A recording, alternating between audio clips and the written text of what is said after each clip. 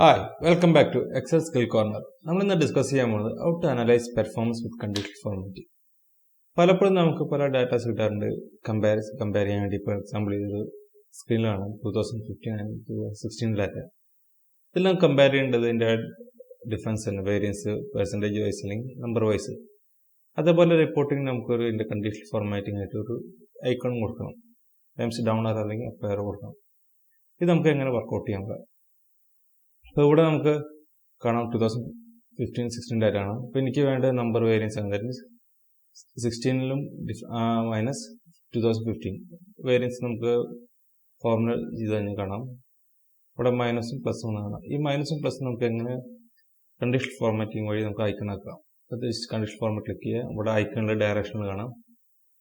ഡയറക്ഷനിൽ ക്ലിക്ക് ചെയ്ത് കഴിഞ്ഞാൽ നമുക്ക് ഇതിൻ്റെ വാല്യൂ ഇത് കിട്ടി.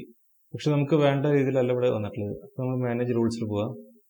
ഇവിടെ എഡിറ്റ് റൂൾ ക്ലിക്ക് ചെയ്യുക. എഡിറ്റ് റൂൾ ക്ലിക്ക് ചെയ്ത് കഴിഞ്ഞാൽ നമുക്ക് നമുക്കിവിടെ കാണാം ഇതിൻ്റെ ഫോർമുല വർക്കൗട്ട് ചെയ്തിട്ടുള്ളത് 67.33% വെച്ചിട്ടാണ്. ഞാൻ ഇവിടെ ചേഞ്ച് ചെയ്ത് നമ്പറിലേക്ക് കൊണ്ടുവരാണ്. അതുപോലെ തന്നെ താഴത്ത് നമ്പർ ആക്കുമ്പോൾ ഇതിൻ്റെ ഓട്ടോമാറ്റിക് വർക്കൗട്ട് ചെയ്യാൻ വാല്യൂ ഇസ് ഗ്രേറ്റർ ദാൻ 0 ആണെങ്കിൽ അപ്പ് ആരോ, അതുപോലെ ലെസ് ദാൻ 0 ആണെങ്കിൽ റെഡ് ആയിരിക്കും കിട്ടുക. അപ്പോൾ നമുക്കിത് ഓട്ടോമാറ്റിക് കിട്ടി. ഇനി ഇതിൻ്റെ എനിക്ക് ഇവിടെ ഐക്കൺ മാത്രം മതി എന്ന് വിചാരിക്കാം.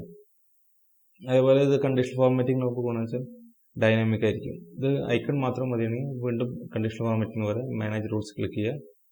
ഇവിടെ എഡിറ്റ് റൂൾ ക്ലിക്ക് ചെയ്തിട്ട് നമുക്ക് മോഡൽ ഓപ്ഷൻ കാണാം, ഷോ ഐക്കൺ ഓൺലി. ഇവിടെ ഓട്ടോമാറ്റിക് ഓക്കെ ക്ലിക്ക് ചെയ്ത് കഴിഞ്ഞാൽ നമുക്ക് വാല്യൂസ് എല്ലാം ഇൻവിസിബിൾ ആവും. നമുക്ക് അതിൻ്റെ ഐക്കൺ മാത്രമേ ഉള്ളത്, നമുക്ക് സെൻട്രലിലേക്ക് കൊണ്ടുവരാൻ സാധിക്കും. അതേപോലെ അടുത്ത എനിക്ക് വേണ്ടത് ഇനി പെർസെൻറ്റേജ് ഡിഫറൻസ് ആണ്. ദാറ്റ് മീൻസ് എത്ര പെർസെൻറ്റേജ് ഗ്രോത്ത് ഉണ്ട്, എത്ര പെർസെൻറ്റേജ് ഡി ഗ്രോത്ത് ഉണ്ട്. ഇതിന് നമുക്ക് ഈ സെയിം ഓപ്ഷൻ ഉപയോഗിക്കാം. ഇപ്പോൾ ഇവിടെ ഇതുപോലൊരു കോളം ഇൻസെറ്റ് ചെയ്യാം, വേരിയൻസ് ഇൻ പെർസെൻറ്റേജ്. ഇവിടെ നമ്മൾ പെർസെൻറ്റേജ് വർക്കൗട്ട് ചെയ്യേണ്ടത് എങ്ങനെയാണെന്ന് വെച്ചാൽ ഈ ഫോർമുല റൈറ്റ് ചെയ്യേണ്ടത് ഈക്വൽ ടു 2016 സെല്ലുകൾ select divide by 2015. That means നമുക്ക് കറക്റ്റ് വാല്യൂ കിട്ടാൻ വേണ്ടി. എന്നിട്ട് ഇതിനെ ബ്രാക്കറ്റിലാക്കിയിട്ട് ഓപ്പൺ ബ്രാക്കറ്റ് ക്ലോസ് ബ്രാക്കറ്റ് കൊടുക്കുക, -1 കൊടുക്കുക.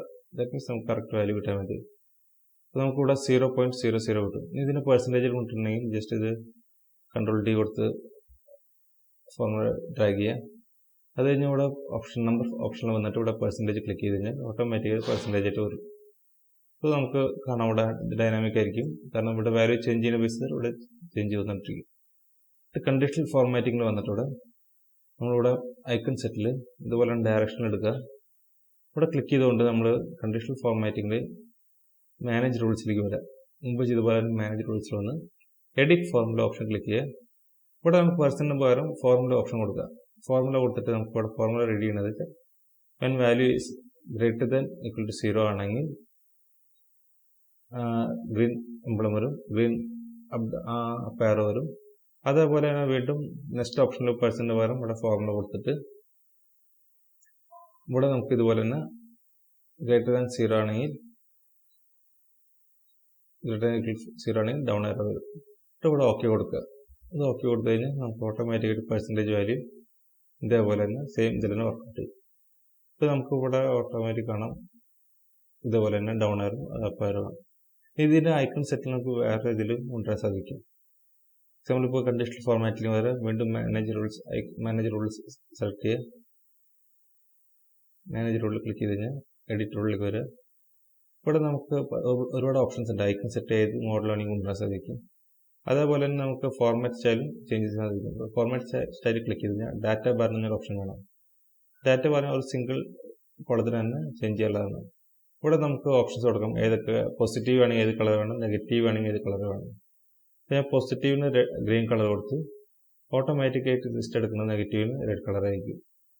ഇവിടെ ആയിട്ട് ഓക്കെ കൊടുക്കുക. നമ്മൾ ഓക്കെ കൊടുത്തു കഴിഞ്ഞാൽ നമ്മളിവിടെ കാണാം നമ്മുടെ ആ കോളത്തിൽ വരുന്നത്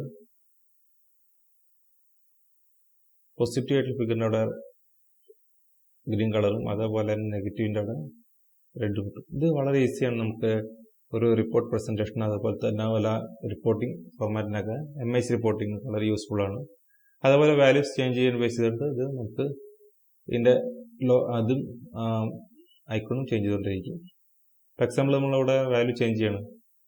ഇപ്പോൾ ഞാൻ ഇവിടെ 3054 പകരം വേറെ വാല്യൂ ടൈപ്പ് ചെയ്യണം. 3500 ആകുമ്പോൾ ഓട്ടോമാറ്റിക്കായിട്ട് ഇവിടെ നിങ്ങൾക്ക് കാണാം മുമ്പുണ്ടായിരുന്ന 7% 0%. സോ ഇത് വളരെ യൂസ്ഫുൾ ആണ്. അതുപോലെ തന്നെ പ്രാക്ടീസ് ചെയ്യാൻ ഒരുപാട് റിപ്പോർട്ടുകൾ തയ്യാറാക്കാൻ സാധിക്കും. കൂടുതൽ വീഡിയോസിന് വേണ്ടി നമ്മുടെ യൂട്യൂബ് ചാനൽ സബ്സ്ക്രൈബ് ചെയ്യുക. Okay, all the best, by.